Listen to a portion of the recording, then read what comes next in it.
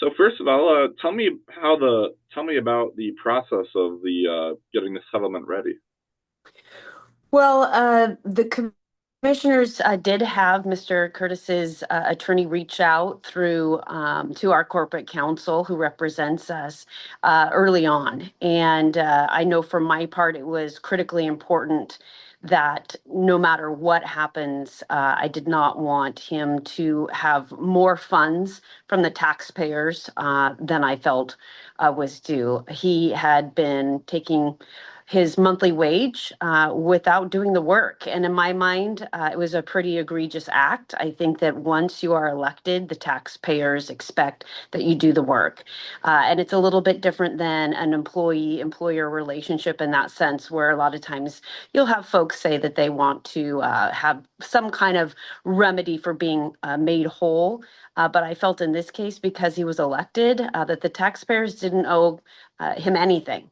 So it was incredibly important to me that I had great concerns that he was wanting to potentially file suit against the county in the future. And the county is the taxpayers. And so my main concern was making sure that we had an agreement that denied him the opportunity to sue the taxpayers of Yakima County in the future, which is exactly where we ended up. Do you think that the settlement that the county and Mr. Curtis reached is fair?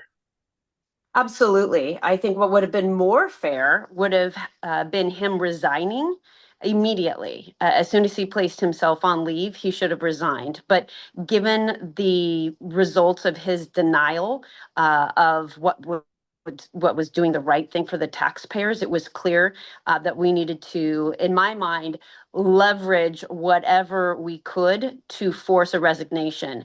And really, it was a couple months in when I realized what I needed to leverage, and it was the dog. Mr. Curtice had a very strong connection with the dog. And as soon as I realized that, it was important to me to leverage the dog to get him to sign off and resign and ultimately never be able to sue the taxpayers of Yakima County. So that ultimately ended up being a successful thing to leverage. And again, I don't think anyone wishes ill will to anyone who suffers from some of the addictions and mental health issues that anyone in first responding to tragic events experiences. Lots of us are touched by these types of events, and we certainly wish him well. But the way he reacted was a disgrace. The taxpayers deserve better, and ultimately, I think it's fair because he's being held accountable.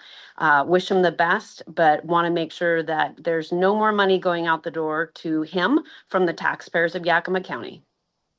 I kind of touched on this with Kyle earlier, but do you think that his actions sullied not just the people in his immediate vicinity, but all the elected officials in the county? Say if it matches, I didn't hear Uh, you. if it I guess, did it make your job harder that an elected official was doing all of this?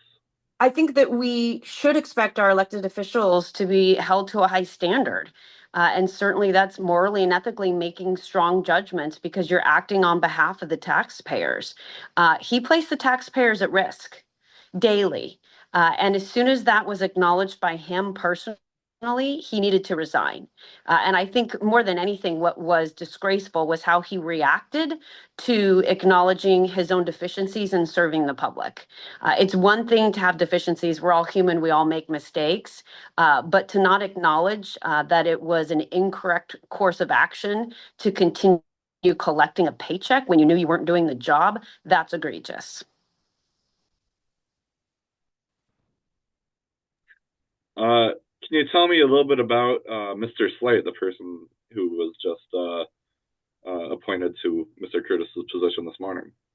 Sure. And if I could actually make one more point, Yeah, of course.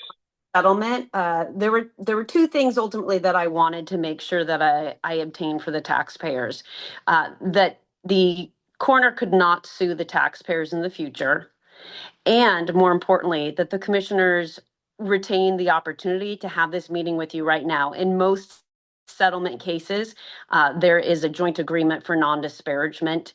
And certainly I'm not going to disparage, but what I will say is that I did not want to be muzzled in any way in telling the taxpayers the truth, which is that the actions of Mr. Curtice I find to be disgraceful and egregious. And I'm glad that we're able to find a remedy which prohibits him from suing the taxpayers and taking any more of the money he does not deserve. Well, thank you for that second part. I appreciate it. Mhm. And then going back just a little bit, can you tell me a little bit about Marshall Slight?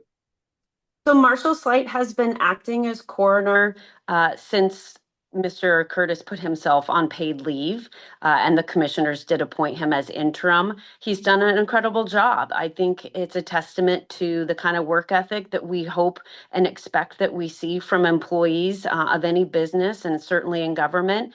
I think he's done a phenomenal service to the community, and I'm grateful that he was willing to spend so much of his time because truly he was running that office with small help, part-time help. And I think that, again, it is another example of why Mr. Curtice's actions were incredibly selfish, knowing that he was putting Mr. Slight and his staff in a position that they were in for so long, being short-staffed. So this whole thing is a little bit of a black eye to the coroner's office.